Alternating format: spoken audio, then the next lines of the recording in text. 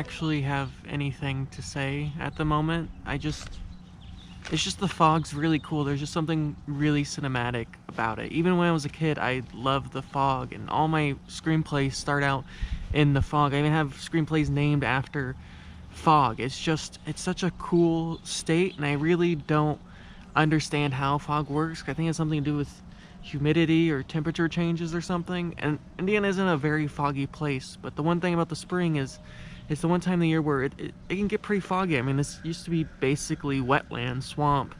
So, there can be a couple of weeks go by. I mean, it'll get so foggy that they'll literally cancel school sometimes. And there's probably a 2-hour delay looking at the fog here today. There's just something really cool about the fog, and I'm excited that I get to see a fog. I mean, if it's gonna be cloudy, at least it's gonna be foggy. And in completely other news, at the office here today, there has been a alarm going off for like 30 minutes now. I don't know where it's going off or how to turn it off. It's like a phone alarm, so someone in the house is supposed to wake up but hasn't. And there's nothing really I can do about it, so I'm just kind of closing that out and looking out the window at this wonderful fog. And honestly, I hope it's foggy all day. I mean, I know it's not fun to drive in, and driving in this morning, it wasn't fun, but it's just, fog is just so cool. It's just really, really cool. So one of my classes as a senior is called our capstone. It's basically a thesis for all of the writing students, or English majors, I guess. We have to write a big piece. I mean, it has to be around 25 pages-ish, but it either has to be a couple of short stories, or part of a novel, or say a piece of nonfiction or poetry. And of course, being no good at anything else and not being allowed to write screenwriting, I chose a short story, fiction.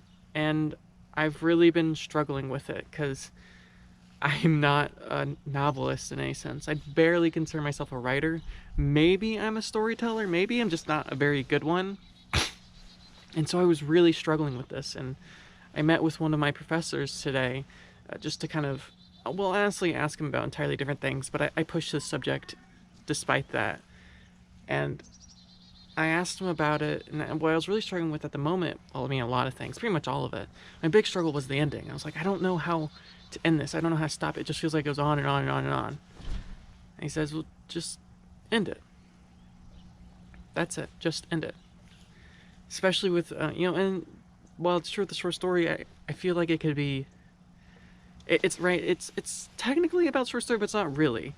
Which is that I've always had this idea in my mind that things have to happen a certain way, right? And we have to craft the world in a certain way. But you don't. If you just want to end something, you just have to end it. There doesn't have to be any ceremony, there isn't anything big about it. You just have to do it. And I think that's really good advice, even though I know it's really just made for the short story, but I think sometimes you just have to end it. Now, I don't want this to be construed as me ending the vlog. I'm not ending the vlog, but setting up this very shot, it took me way longer than I should have. It's a very simple shot, not a very interesting shot. Just me standing in the middle, crouching in the middle of the street, hoping I don't get run over.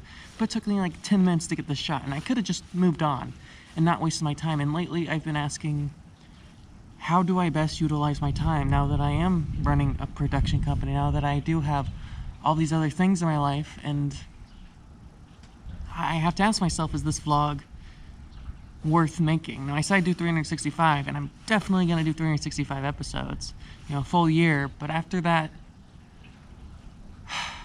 I don't know. I mean, there was a time where I thought this was going to be my creation, like this was going to be my living, but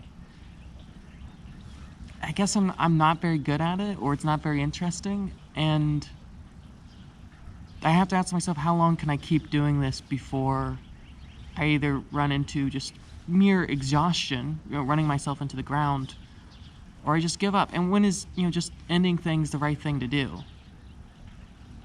I don't have an answer, but it is something I'm thinking about. So I've never really been a big proponent of school, high school or college. I've had a lot of problems with it, and I've struggled with it a lot in the past. But one of the things I do love about school, and I've always loved about school, is the teachers, the professors. I I honestly think it's the only valuable part of school. I mean, all the things, that they teach you can be taught in a book, and if I wanted to pay $60,000, I could buy, right? I could buy a library for $60,000. That's just 1 year of education at a private university like Butler. So I'm never a fan of that, but it's just, I was lucky enough to have a one-on-one conversation with two professors today, and we were talking about this short story that I'm really struggling with, and it's just so helpful to have, people who are professionals in this career. And this is why I always encourage people to go to film school, even though I dropped out of film school. Is it's not about being taught how to make films. No one can teach you how to make films. You have to do it yourself. It's like writing. It's like any creative activity. Only you can do it. But it's about having that support system. It's about people there who can make you see what you can see, right? But you have blinders on. I think as, you know, naive humans, we always have blinders on to the world. And working with professional writers, people who do this for a living, it helps to just kind of see. Now, this is only true, part of the reasons I wanted to be an English major is it's a very craft-based, workshop-based, creative-based major in the fact that we actually do things. The thing about business majors and mathematics majors, and honestly most majors, they're not actually doing things, right? It's all theoretical, it's all in the book, it's all in their head. But we actually create things and we talk about those things, and most of the classes are like it. Now, I have a big problem with the academic classes where you read books and you talk about them. I think those classes are a waste of time, but I know I have to take them to graduate, so I take them. But having these workshops, especially when you do these one-on-one conversation, it's so helpful. And I know earlier today I was kind of feeling like I'm not sure about the vlog, and I'm not. I need to honestly ask myself, when is a good time to end this? When is it a good time to move on? And I don't have that answer yet. I imagine I will. And I do hope that I'm doing this at least semi-regularly for the rest of my life, but it's not going to be every day. I know that. It's just not possible. And so the question is, when do you stop doing that? I don't know. I don't have the answer, but I wish I had someone to talk to about things like this. Like I have, for my classes, I have those people, but when it comes to the vlog, when it comes to Rexy, I don't have that. So maybe it's time I start looking for one. So for about a week now, if you look behind me here, there's been this sweatshirt sitting here on this railing.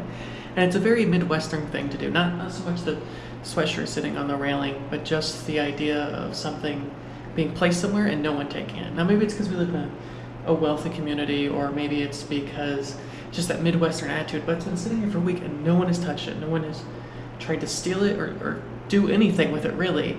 And to be honest, it'll probably sit there till the end of time until someone does something about it.